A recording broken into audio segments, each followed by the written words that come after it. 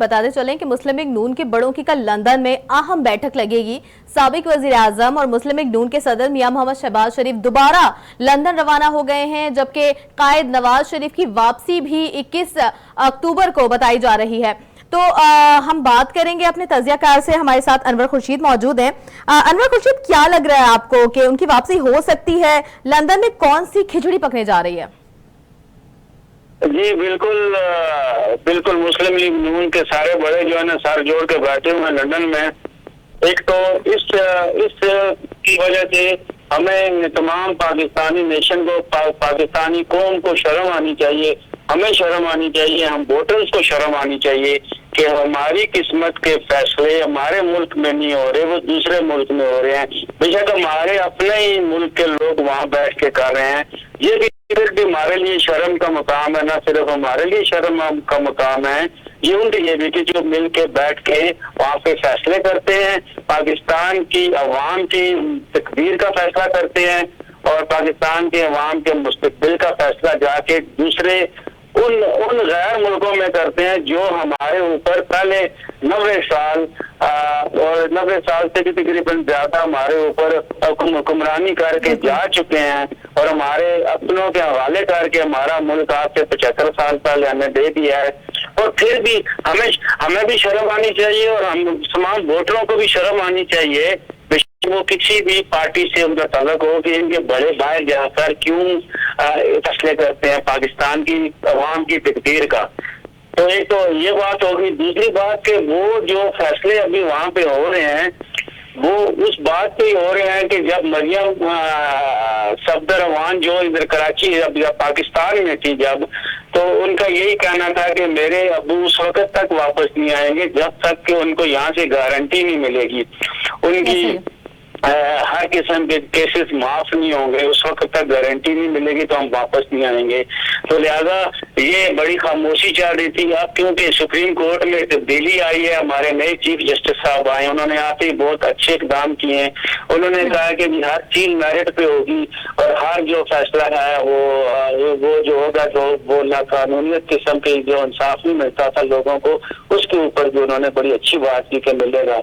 तो लिहाजा अगर तो कानून के जरिए कानून के तहत अगर मियां मोहम्मद नवाज शरीफ वापस आएंगे तो कोई सूरत ही नहीं है कि वो सीधे अपने घर जाएंगे, उनको सीधा पहले जेल जाना पड़ेगा क्योंकि उनके ऊपर कोई मुकदमा कायम नहीं है, उनके ऊपर कोई जुर्म ऐसा नहीं है कि जिसकी उनको सजा मिलेगी या नहीं मिलेगी। वो ऑलरेडी उनको सजा हो चुकी हुई है और वो जेल में है और वो जेल से गए थे 6 हफ्ते के लिए और वहाँ पे जो इस तरह से 6 हफ्ते के लिए कोई बंदा अगर आम आदमी किसी जगह पे नौकरी करता है और वो कहता है मैं 10 दिन की छुट्टी जाता हूँ और 10 दिन के बाद वो नहीं आता तो उसको भी आम जबान में भगोड़ा कहा जाता है। बिल्कुल। तो ये जेल से गए हुए और जेल से ये 6 हफ्ते की और इनकी जमानत इनके भाई साहब ने दी थी कि 6 हफ्ते में वापस आएंगे। अगर वो मुकदमा असली था या जैली था, वो सही था या गलत था, जिसमें इनको सजा हुई है वो एक अपनी जगह पे, मगर इनको सजा हुई है तो इनको उस बात पे मजीद सजा होगी कि ये इतना 4 साल से भागे हुए थे और इनके भाई साहब को भी सजा होगी वापस आ गई। अगर इनको सजा नहीं होती तो इसका मतलब है कि अदालतों से इंसाफ नहीं मिलना और ना मिलने की हमें उम्मीद है। अदालतें इंसाफ नहीं करती और जिसको कटहरे में लाना है सिर्फ उसी को लाना है, जिसको सजा देनी है जान कुछ को उसी को देनी है। जो यानी कि इंसाफ का मामला नहीं है, ये सजा का भी वही है कि जो अच्छा लगता है उसको सजा भी मिलेगी, जो बुरा लगता है वो उसको सजा मिलेगी। और नजरिया जरूरत के तहत अगर अदालतें हमारी चलेंगी तो बड़ा अफसोस के साथ कि फिर पाकिस्तान का मुस्तकबिल मजीद तारीख होगा। बिल्कुल ऐसा ही। अच्छा, 6 हफ्ते तो दूर 6 माह में भी वो वापस नहीं आए। अब वापसी की बातें की जा रही है। 21 अक्टूबर को मरियम नवाज ने भी कहा कि उनकी वापसी मुतवक्के है, लेकिन दूसरी ही जानब नैब की जानिब से 80 के करीब जो नैब केसेस हैं वो खुल गए जिसमें नवाज शरीफ भी शामिल है। तो क्या लगता है कि उनकी वापसी मुतवक्के है या ऐसा है कि उनके प्लेटलेट दोबारा से कम होना शुरू हो जाएंगे? जी डेफिनेटली मियां मोहम्मद नवाज शरीफ का आना या ना आना इधर पीछे से जो गारंटियां हैं, गारंटियों के साथ जुड़ा हुआ है। बिल्कुल। अगर उनको गारंटी मिलती है, गारंटी देने वाले सारी दुनिया को पता है, ना सिर्फ पाकिस्तान को बल्कि पाकिस्तान से बाहर भी बहुत सारे, ना सिर्फ आम लोगों को बल्कि बाहर के आलमी लीडरों को भी पता है कि पाकिस्तान में गारंटी कहाँ से मिलती है और कौन देता है। तो अगर उनको गारंटी मिली हुई है तो इसका मतलब है फिर तमाम उसके नीचे की चीजें जितनी भी हैं, अदालतें हैं, अवाम है, वोट है, वोट की जो ताकत होती है, वोट को जो इज्जत देने वाला जो मामला होता है वो सारे का सारा नल एंड वाइड है। यानी कि उसका कोई किसी किस्म का इसका यानी कि अहमियत ही नहीं है किसी इंसान के वोट की, क्योंकि एक वोट एक वाइड चीज है जिससे एक मुल्क की तकदीर बदल सकती है। अच्छी या बुरी तकदीर मुल्क की बदलने में करने के लिए वो वोट ही है जो इस्तेमाल होता है। तो अच्छे लोगों को वोट मिलेगा, लोग सोच समझ के शौरी तरीके से अपना वोट का हक इस्तेमाल करेंगे तो मुल्क में अच्छे लोग आएंगे, अच्छे जो हुकूमत करने वाले आएंगे। वो जो हुकूमत करने वाले होते हैं बेसिकली तो वो मुल्क के खादम होते हैं, वो सर्वेंट होते हैं जो आते हैं गवर्नमेंट में आते हैं और वो अवाम के और नेशन के वो सर्वेंट होते हैं। मगर ये लोग यहाँ पे आते हैं बादशाही करने के लिए। जितनी भी सियासी पार्टी है इनका मकसद होता है बादशाही करना। और मियां मोहम्मद नवाज शरीफ मैं समझता हूँ अगर अदालतें सच्ची हैं, अगर अदालतें सच्ची हैं और अगर अदालतों से इंसाफ होता है तो मियां मोहम्मद नवाज शरीफ वापस नहीं आएंगे। और अगर अदालतें सच्ची नहीं है और अदालतों से इंसाफ नहीं मिलता तो मियां मोहम्मद नवाज शरीफ साहब वापस जरूर आएंगे। लेकिन अदालतों ने ही तो उनको रिलीफ दिया था, अदालत ने ही कहा था कि उनकी तबीयत सही नहीं है, 6 हफ्तों में वो वापस आ जाएंगे। लेकिन ये सारा काम भी तो अदालत के जरिए हुआ था। अभी भी सुप्रीम कोर्ट ने कहा है कि भाई हमने नैब केसेस खोल दिए हैं। तो अब दोबारा क्या होगा? और जैसे आपने बात की कि वोट का सही इस्तेमाल, तो अवाम वोट का सही इस्तेमाल किस तरीके से करें? यहाँ पे तो फिर देखा जाए तो लोगों की इंपॉर्टेंस जो है अपनी पार्टी की जानिब होती है। अभी पिछले कई सालों से यानी कि खास तौर पर पिछले 15 सालों से हमारे जो अच्छे लोग हैं वो सियासत में आना उनका कम हो गया और ये एक किस्म का माफिया है। जितने भी सियासतदान है वो एक माफिया की हैसियत अख्तियार कर गए हैं ऑटोमेटिकली। और जैसे आप देखते हैं ना कुछ बड़ा जो होता है वो जिसको कहते हैं वो बदमाश होता है, नोटोरियस शख्स होता है जो किसी शहर में तो जिसको डॉन कहते हैं, तो वो अपने साथ छोटे छोटे बदमाश भी पालता है। तो वो जो बदमाश होते हैं तो ये अभी इस किस्म की इनकी हैसियत होगी है, इतने नोटोरियस हो गए हैं, इतने इनकी बदमाशी होगी है, एक माफिया ऑटोमेटिकली बनता जा रहा है। अब ये वोटों की इनको जरूरत नहीं है, क्योंकि वोटों से अगर आना होता तो फिर मियां मोहम्मद नवाज शरीफ आ जाते 2018 में। उनके वोट बहुत ज्यादा थे 2018 में। इतने पाकिस्तान पीटीआई के तहरीक इंसाफ की इतनी पावर नहीं थी कि वो 2018 का इलेक्शन जीत सकती। और इसी तरह 2013 का या 2008 का इलेक्शन है, जिन पार्टियों ने जीता है उन्होंने अपनी वोटों की एक्सपीरियंस से नहीं जीता है, उन्होंने धांधली से जीता है। हर इलेक्शन हमारा धांधली ज्यादा होता है और आने वाला इलेक्शन भी इसी तरह धांधली ज्यादा होगा। तो मेरे ख्याल से वोट की हैसियत या अहमियत, इज्जत तो बड़ी दूर की बात है कि वोट की इज्जत मिलेगी, वोट की अहमियत ही खत्म हो गई है। अब वो सिलसिला ही नहीं रहा। जब तक ये इलेक्शन कमीशन के यहाँ से लिस्टें सीधी नहीं होंगी और जब तक फेयर फ्री इलेक्शन नहीं होंगे उस वक्त तक कोई हमारे पास अच्छा सच्चा मुखलिस सियासतदान आ नहीं सकता। अच्छा, ये भी जानना चाहेंगे क्योंकि कहा जा रहा है कि इलेक्शन जो है बर वक्त तो नहीं हो सकते, क्योंकि बर वक्त होने के लिए एक तो सबसे बड़ी चीज है हल्का बंदियां और दूसरी है कि वो एमकेएम के वही तहफ़्फ़ुज़ात हैं कि भाई जो हमारी वोटों की गिनती है वो सही नहीं हुई, हमारी मर्दमशुमारी सही नहीं, तो इस पे भी तो उनको तहफ़्फ़ुज़ात हैं। फिर आपको लगता है कि वक्त पे इलेक्शन होंगे? जी, वो एमकेएम को तो खैर इसमें कोई इतना बड़ी रोल नहीं है, क्योंकि वो सिर्फ कराची हैदराबाद भी हद तक बात करते हैं, पूरे मुल्क की बात है। पूरे मुल्क में इलेक्शन की ना तो कोई हल्का बंदियों का इतना बड़ा मसला है, वो मसला अगर है तो वो शुरू से है और ये हमेशा रहेगा। आप कराची की मर्दमशुमारी को देख लें, कराची शहर में हम रहते हैं, यहाँ पे हमें पता है कि कितनी दुनिया रहती है, इतने दूध पीते बच्चे इधर कोई भी नहीं है, सबको पता है। अब मैं इतनी दुनिया को जानता हूँ कि जिनके पास शनाख्ती कार्ड ही नहीं है, जब उनके शनाख्ती कार्ड बन भी नहीं रहे तो वो गिनती में शुमार ही नहीं होते। तो हल्का बंदियां या इन चीजों की बड़ी दूर की बात है। वैसे एक पहले से तयशुदा प्रोग्राम है कि इलेक्शन जो है फिलहाल मुझे नजर नहीं आते 2024 में भी। अगर 2024 में भी कहीं हो गए तो वो सेकंड हाफ जो 2024 का है शायद अक्टूबर में, शायद अगस्त में हो सकते हैं, वरना 2 साल तो इलेक्शन दूर दूर तक कहीं नजर नहीं आते। अच्छा, आइंदा जो इंतखाबात होंगे आपको क्या लगता है, सेलेक्टेड होंगे या फिर इलेक्टेड? जी, मैंने पहले भी अर्ज किया कि इंतखाबात इलेक्टेड हो ही नहीं सकते। मुल्क के अंदर इंतखाबात इलेक्टेड की कोई सूरत ही नहीं पैदा हो सकती। अगर इलेक्टेड इंतखाबात हो जाएंगे तो कोई ट्रू सच्चा किस्म का पॉलिटिकल लीडर आ जाएगा तो फिर ये सब माफिया किधर जाएगा। तो ये माफिया कभी भी नहीं चाहेगा कि यहाँ पे ट्रू किस्म के और यानी कि फेयर एंड फ्री इलेक्शन हो सके, वो कभी भी नहीं हो सकते, क्योंकि उसके लिए तो बेसिकली आपको 4-5 साल चाहिए, जिसके अंदर आपने इलेक्शन कमीशन की बहुत सारी चीजों को उन्होंने हल करना है।